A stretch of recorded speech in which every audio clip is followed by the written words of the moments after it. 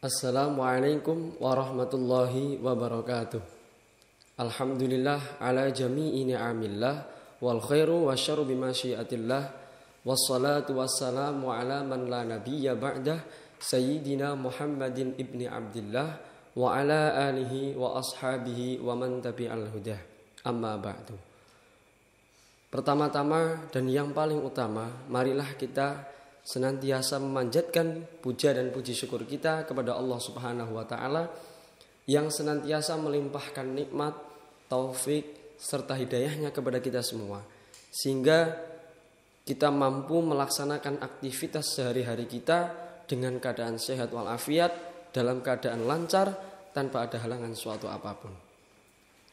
Yang kedua kalinya, sholawat dan salam semoga tetap tercurahkan kepada junjungan kita Nabi Agung Nabi besar Muhammad sallallahu alaihi wasallam, yang semoga dengan wasilah sholawat dan salam tadi kita termasuk golongan umat Nabi Muhammad sallallahu alaihi wasallam yang kelak diakui sebagai umat beliau dan mendapatkan syafaat beliau kelak di yaumil qiyamah. Amin Allahumma amin.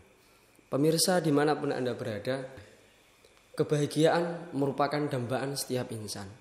Hidup dengan penuh bahagia merupakan cita-cita hampir seluruh umat manusia. Akan tetapi masih banyak di antara kita, mereka orang-orang yang belum bisa menemukan kebahagiaan mereka. Mereka belum bisa mengetahui apa arti sebuah kebahagiaan yang sebenarnya. Oleh karena itu, di kesempatan kali ini, di kesempatan yang baik kali ini, saya akan sedikit menuturkan kebahagiaan apa yang sebenarnya, kebahagiaan apa yang hakiki, lalu bagaimana jalur apa yang harus kita tempuh agar kita bisa meraih kebahagiaan yang kita inginkan, sesuai dengan apa yang telah dituturkan oleh Syekh Mustafa Al-Ghalayain dalam kitabnya Idhatun Nasyi'in. Beliau menuturkan bahwa sebagian orang mereka meyakini bahwa kebahagiaan adalah ketika mereka tabassut fil ma'kal wal mashrab, ketika mereka memiliki kepuasan, mereka memiliki keinginan yang puas, mereka memiliki sifat yang leluasa ketika mereka makan, ketika mereka minum, atau bahkan tamdiyatul waqti fil manazih wal malahi, mereka habiskan waktu mereka untuk bersenang-senang, mereka piknik dan yang lainnya. Sebagian orang berkata bahwa kebahagiaan adalah yang model seperti ini. Kemudian orang yang kedua, sebagian orang mereka meyakini bahwa kebahagiaan adalah ketika mereka mampu mencari harta yang sebanyak-banyaknya, kemudian mereka mampu menyimpannya.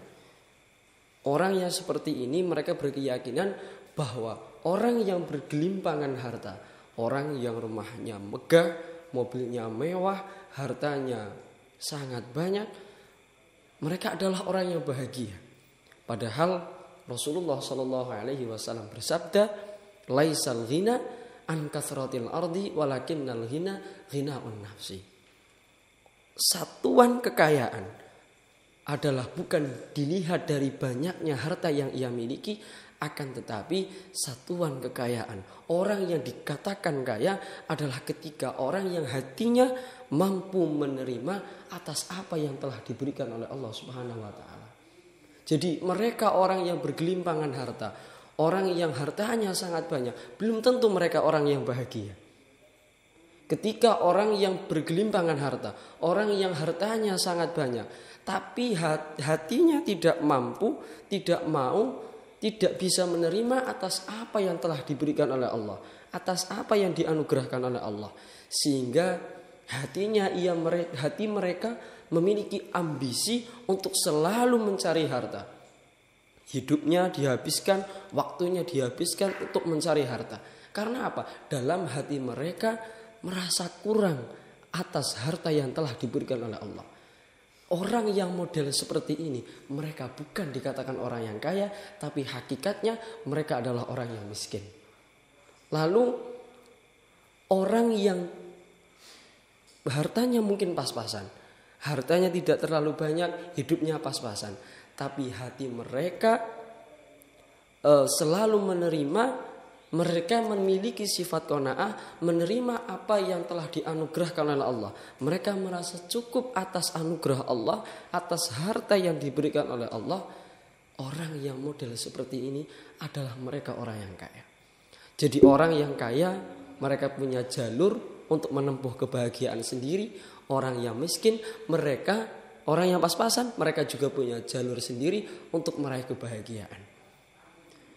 Sebuah hadis yang diriwayatkan oleh Abu Dzar Al-Ghifari, beliau mengatakan, para sahabat bertanya terhadap Rasulullah SAW, ya Rasulullah, dhahaba ahlu duthur bil ujur.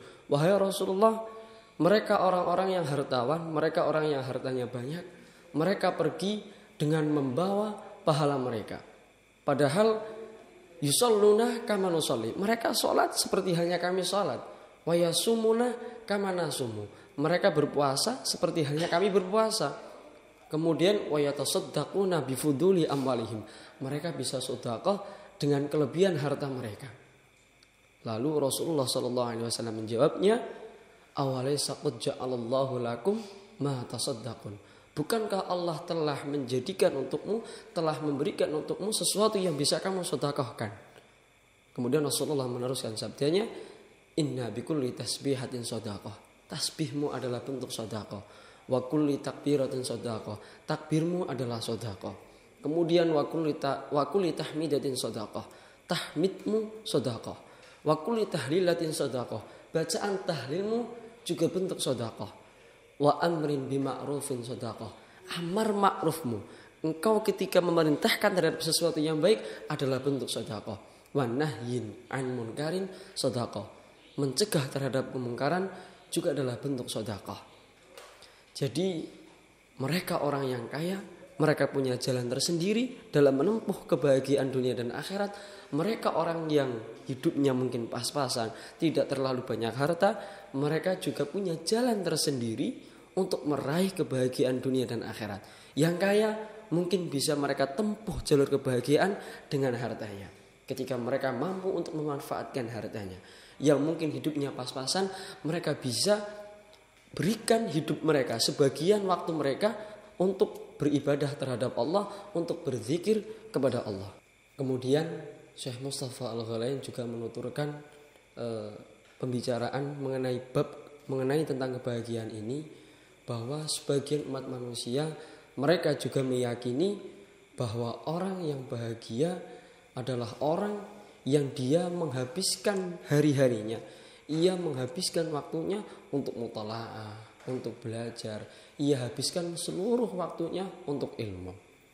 Kemudian sebagian umat manusia mereka juga meyakini bahwa kebahagiaan adalah ketika orang dia mampu untuk berpaling dari semua urusan dunia, yang mereka kejar hanya urusan akhirat.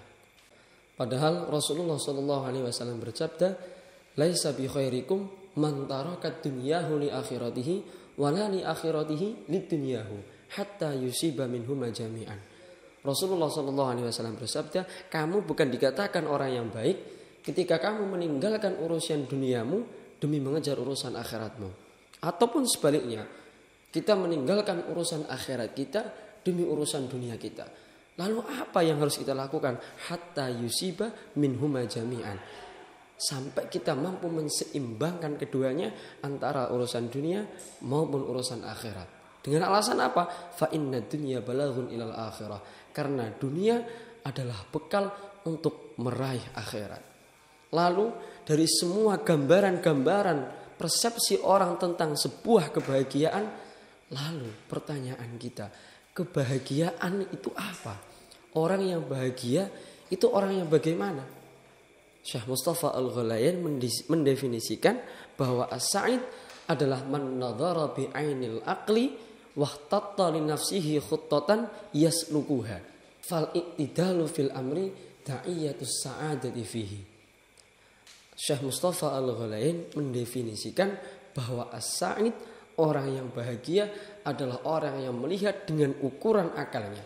Kemudian ia mampu membatasi dirinya sehingga ia mampu menseimbangkan semua urusannya. Dia mampu menseimbangkan semua apa yang menjadi urusan, apa yang menjadi aktivitasnya. ini adalah orang yang bahagia. Karena apa? Fal i'tidalu fil amri da'iyatus sa'adati fihi. Karena i'tidal menseimbangkan semua urusan kita adalah jalan untuk meraih kebahagiaan. Gambaran yang paling sederhana, ketika seseorang mereka makan ataupun minum secara berlebihan, ataupun kurang makan atau kurang minum, tentu mereka akan mudah terkena penyakit. Sedangkan orang yang seimbang dalam makan ataupun minum, justru tubuh mereka akan sehat. Yang mana dengan tubuh yang sehat, seseorang akan mudah untuk mencapai kebahagiaan. Karena tadi sudah saya gambarkan bahwa orang yang mungkin bergelimpangan harta, tapi tubuh mereka terbaling di rumah sakit. Apakah mereka bisa merasakan kebahagiaan? Tentu tidak.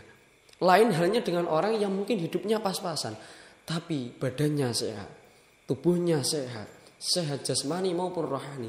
Orang yang seperti ini, mereka akan mudah dalam meraih kebahagiaan.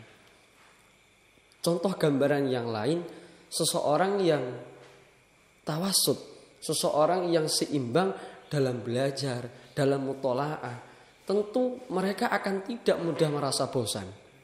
Ketika orang meninggalkan mutlak belajar, mereka akan terhantar dalam kebodohan. Ataupun mereka yang menghabiskan, mereka berlebihan, mereka menghabiskan waktunya untuk belajar, mereka justru akan mudah merasa bosan. Sehingga rasa bosan, rasa malas mereka akan menghantarkan mereka juga terhadap kebodohan. Oleh karena itu, al-i'tidal fi kullil umur, kita mampu menseimbangkan semua urusan kita. Hal inilah yang menjadi da'iyatus sa'adah. Hal inilah yang akan menarik kita, yang akan mengantarkan kita terhadap sebuah kebahagiaan. Karena khairul umuri awsatuha. Sebaik-baik semua perkara, sebaik-baik urusan adalah awsat. Perkara yang paling tengah, perkara yang paling seimbang dalam hal apapun, dalam aspek apapun. Mungkin ini yang dapat saya sampaikan. Semoga kita semua digolongkan oleh Allah Subhanahu wa taala, dihantarkan oleh Allah Subhanahu wa taala untuk meraih kebahagiaan yang selalu kita inginkan. Hadanallahu wa iyyakum ajma'in. Wassalamualaikum warahmatullahi wabarakatuh.